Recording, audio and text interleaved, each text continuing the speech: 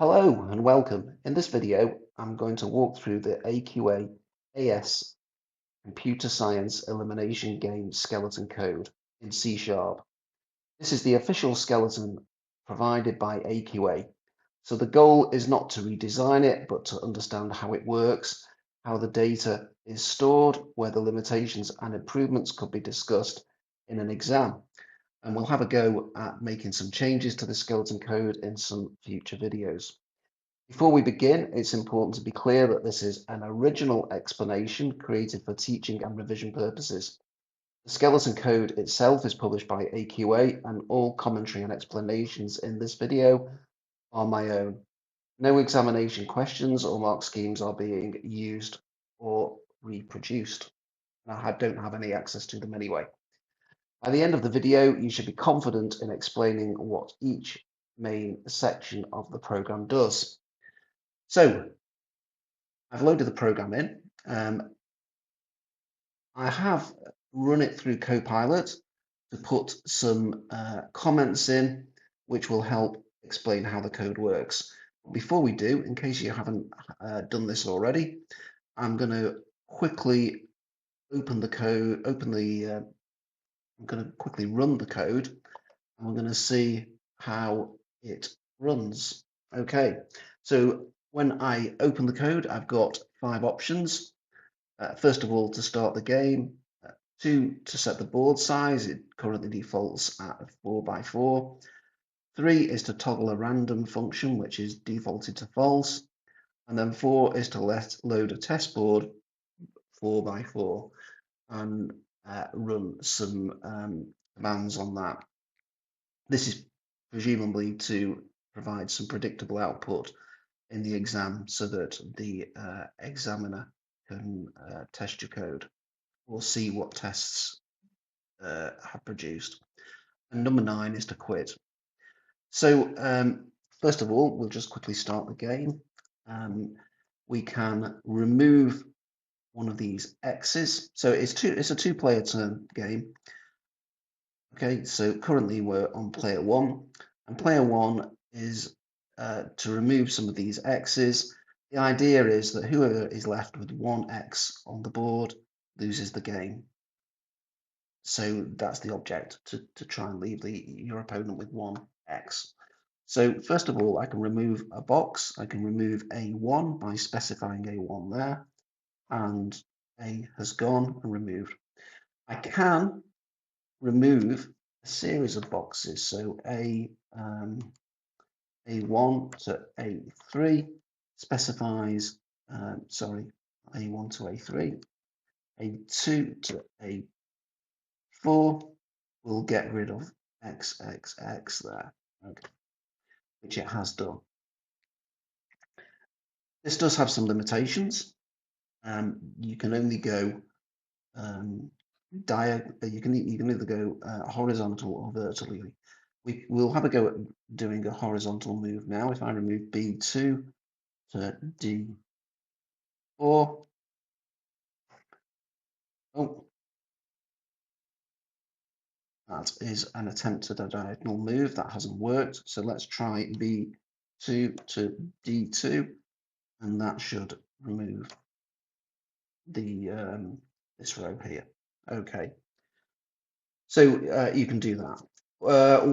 We've just demonstrated that you can't remove the boxes diagonally. You can't go backwards, so I can't, for example, go D4 D4 to B4 because that's going backwards, and I can't go B4 to B3 either. Doesn't like backwards moves. So there are other limitations on this. There are certain ways to crash it. If I accidentally type in 2 B's instead of B1, for example, that program will crash because it's trying to convert a letter into an integer. we'll come to that in a bit. Let's continue. Okay, and start the game again. If we enter an A there, or hello, let's be friendly, type in hello. That will also crash the program with a similar type of error, converting a letter into a number or into an integer. We can, let's have a go at a couple of these other options. So let's switch the random function to true. So now I've switched it to true. I'm going to change the board size. We can do that. We can, whoops. Let's pick option 4. Oh, let's quit that. Let's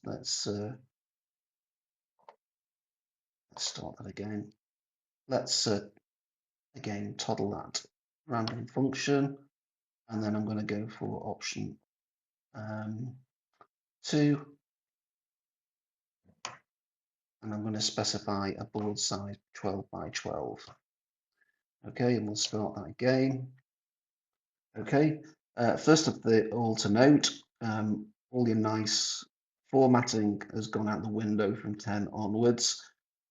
It's staggered that, so there's a possible improvement we can make to the program later on. The other thing is, if I want to remove this nice row of columns here, I should be able to type in L1 to L12. Okay, so that should, in theory, get rid of all those, but it hasn't. It's only selected L1. The reason for this, and we can look at the code later on, is that it actually doesn't read that second digit.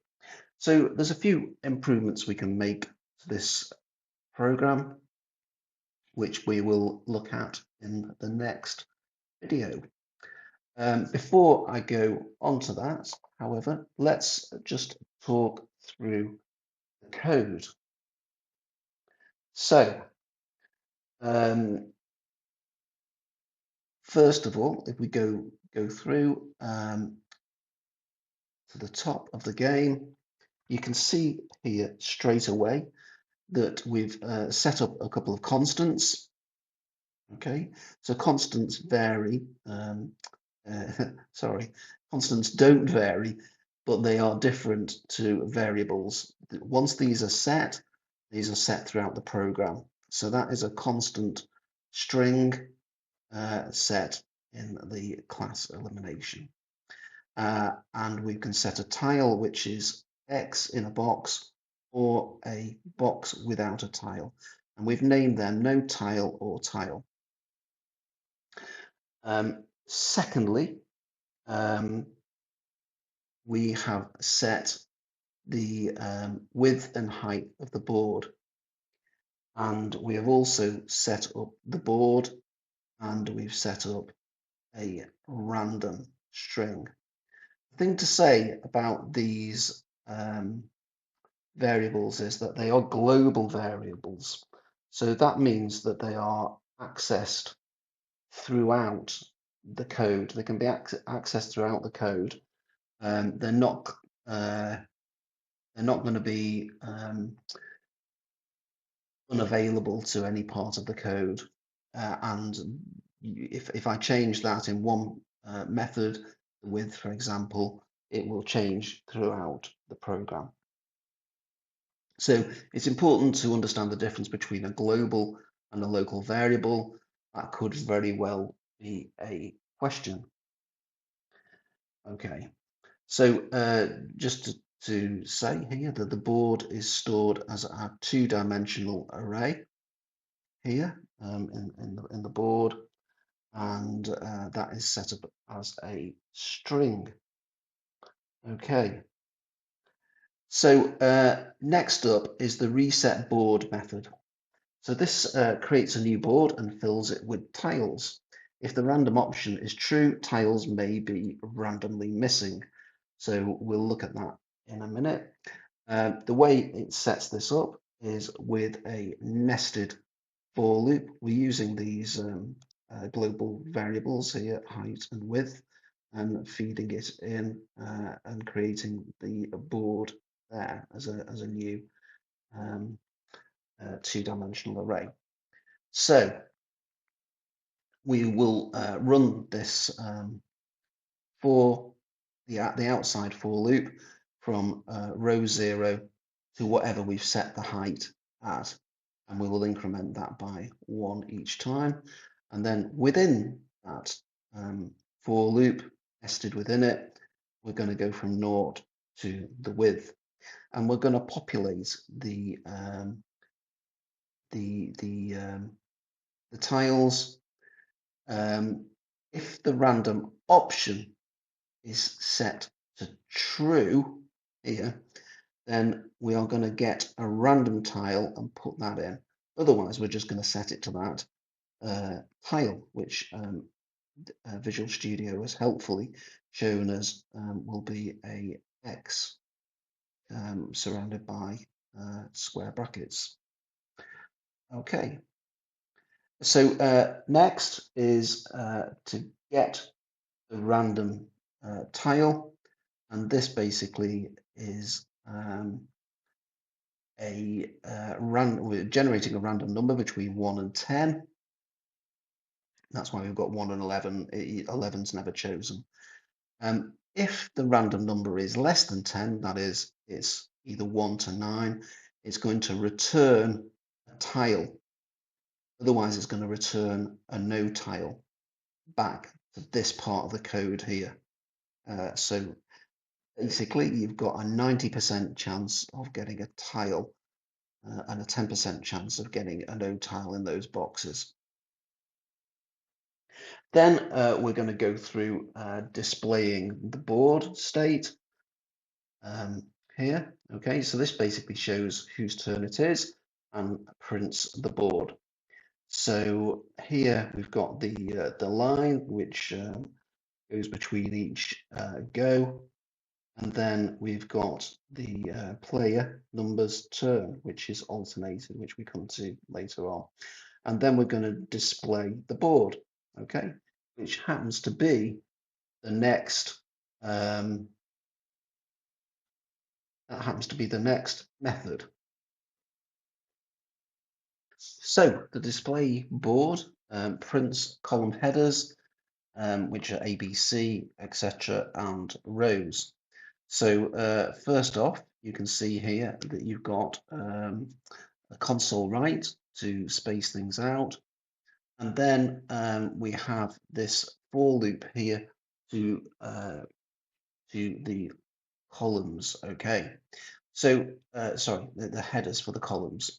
So this does something a little bit clever, which is if you know your ASCII codes, so your ASCII codes being or Unicode being that letters on computer systems are represented by numbers.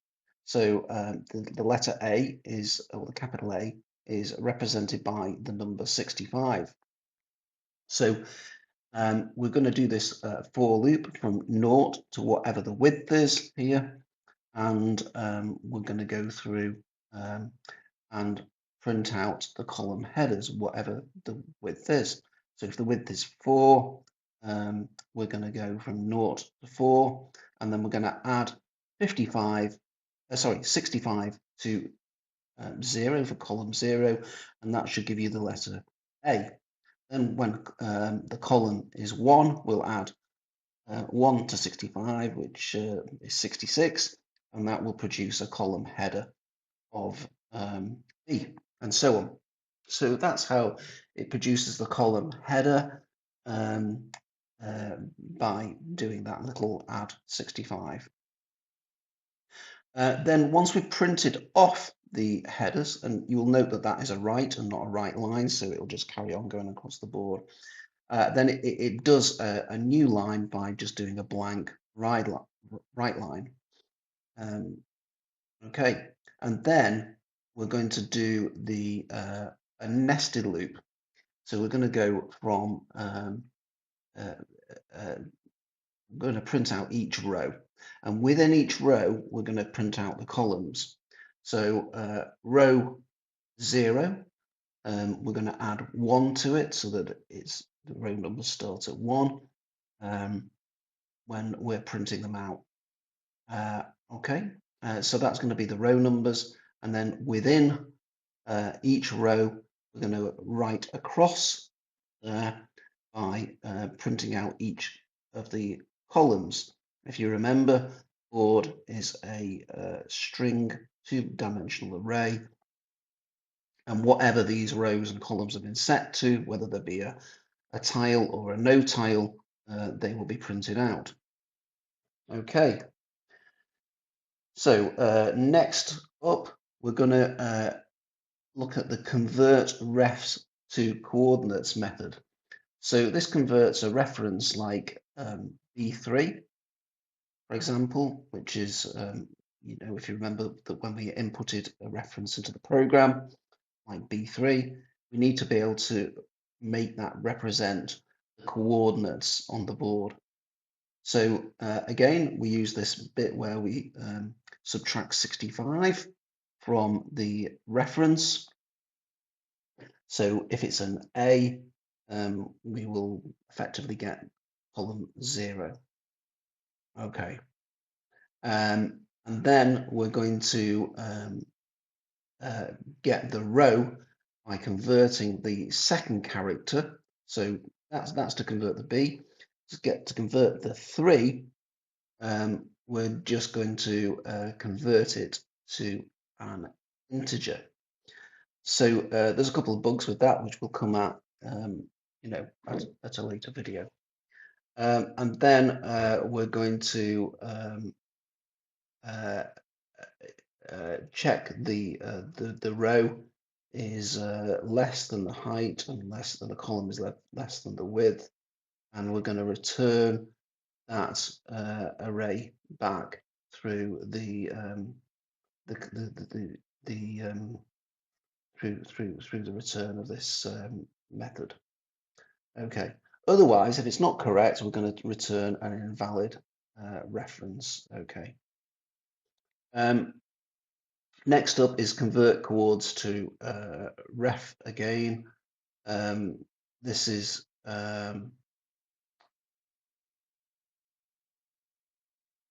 the same function by the look of it.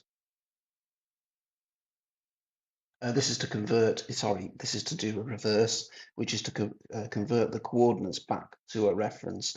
So this basically just does the same thing in reverse, where we convert a number, we add 65 to it, that gives us the letter. And likewise with the row number, we're going to add 1 to it and then return the value. Okay. Next up is the process move.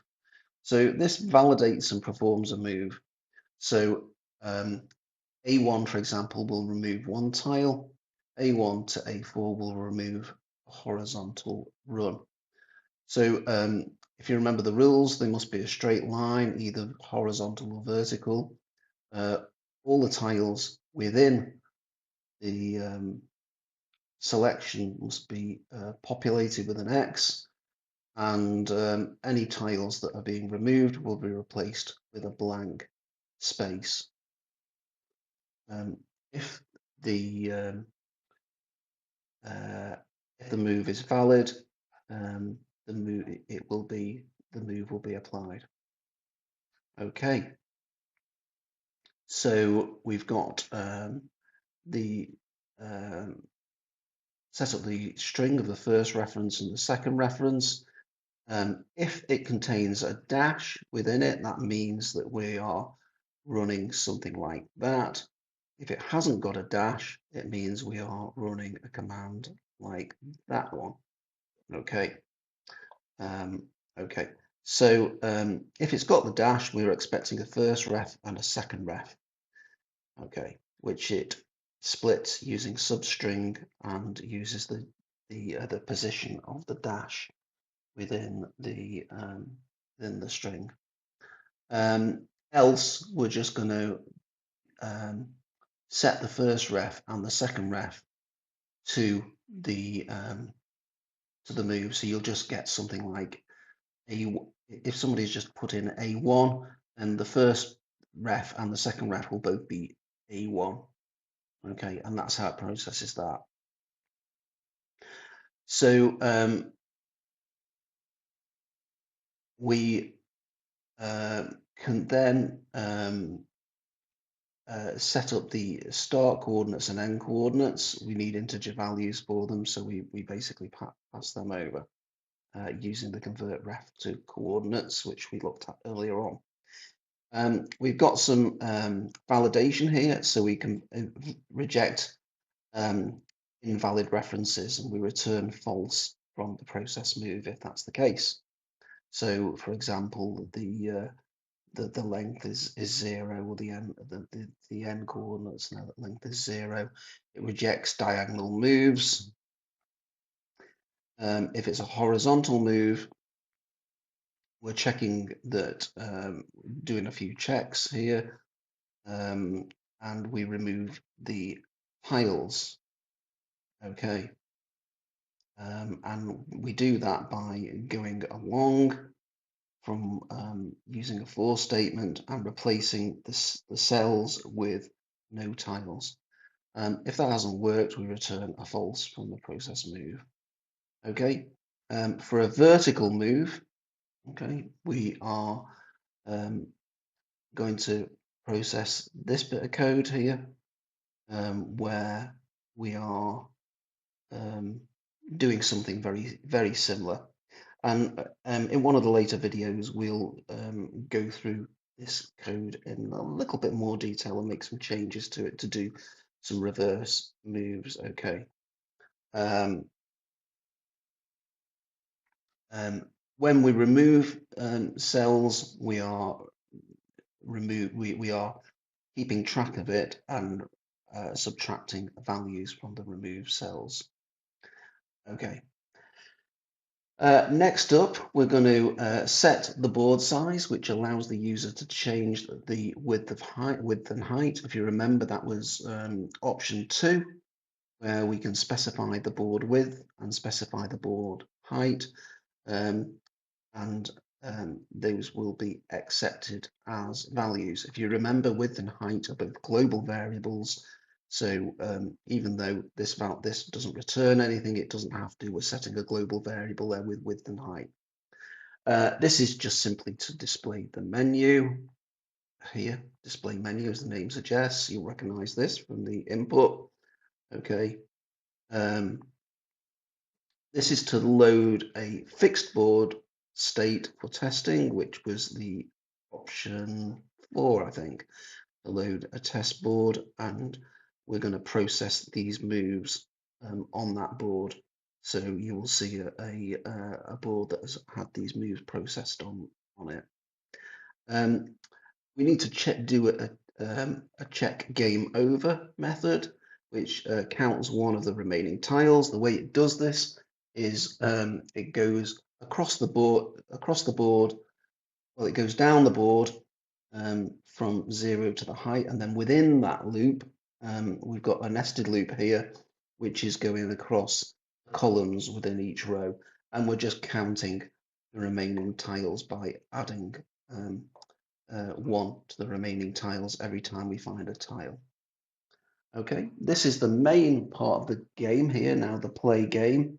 All right, this is where we play the game, and we are told what the valid moves are within the range. We're going to set this Boolean value of false for game over, which means that whilst it's not game over, that exclamation mark means not, obviously, then we will do this loop. We've set player 1 as being the first player, and we go through that loop. We display that it's player 1 first up, and by doing the display state, and we're passing over a value for next player, which is player 1. We set bool is valid equal to false, and we will keep asking for a valid move until a valid move is entered. So whilst not valid, we continue to ask for a valid move. If you remember, process move returns valid false if the move is not valid. Okay. We do this little thing here to alternate between the two players, which is to divide by 2 and get the remainder and add 1. So if it's player 2, that will return 0 because we've got a remainder of 0 when we divide 2 into 2, and then we add 1. If we've got 1 as the next player, we'll get a remainder of 1, and then we add 1, and then we'll get 2. So you can see how that flips between player 1 and player 2. We check to see if the game over is true, which is set. Okay, we first of all set game over equal to true, and then that value is changed if we do a check game over, which is a method to check whether the game is over, which I think we've already looked at. Then we've got the main section, which is the very last bit. This does the whole controlling of the program, which is we have exit menu equal to false. While not exit menu, we display the menu, okay, which is 1, 2, 3, 4, or 9. We enter a choice. We convert that choice into an integer. If the user has typed in H or a letter, then that will of course fail, and I think we've shown that earlier on. These are the various options that we call up. Exit menu is equal to true. We just reset the board, which is an earlier method, with the we pass over what the random option is, whether that be true or false. And we set case 2, we call up set board size. Case 3, we change the random option from we change it to not random option. So if it was false, it will set it to true. If it was true, it will set it to false. And finally, 4, we call up the load testboard method. And then finally, case 9 is the quit, where we say thank you for playing. We exit the menu equal to true, and we set playing equal to false, which basically drops us out of this while loop. And if we are playing, then we call up the play game method. And that is it. That is the code. So you might want to have a look at that through yourself, or play the video again and see how you get on with that. Okay, until the next video, I will see you then.